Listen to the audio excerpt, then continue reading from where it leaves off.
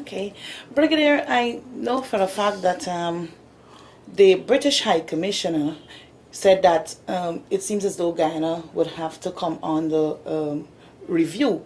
But from your perspective, what benefits do you see Guyana gaining from such sanctions?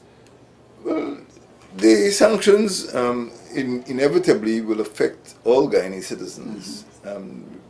We will all suffer once there are sanctions. The question is who will suffer most, and whether that period of suffering, which is bound to be short, is going to have the effect of bringing about a change in government's behavior. I do believe so. Sanctions would have a short-term effect, and we all hope that the government will be wise enough to act so that the sanctions are not prolonged. Other countries in the Commonwealth have been sanctioned before for breach of democracy. I know Fiji has been sanctioned, Pakistan has been sanctioned, Zimbabwe I think has been sanctioned. And it is in the interest of Guyana to avoid these sanctions because these sanctions could have a deleterious effect on the economy and of course the way Guyana is perceived in other countries. You know, Guyana wants to attract foreign direct investment.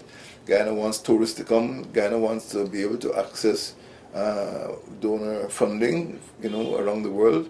But when it is perceived widely that Guyana is a pariah state, Guyana is an outcast, there will be less willingness on the part of donor countries to pump money into what is becoming a failed state, to pump money into a country which does not practice democratic behavior. So Guyana is bound to be the loser, even if in the short term sanctions have an economic impact on the population because of denial of foreign funding. In the long term, I think we'll suffer. So I would say that the government be well advised to avoid sanctions and to comply with international norms. The government should end prorogation, let us have elections, and let us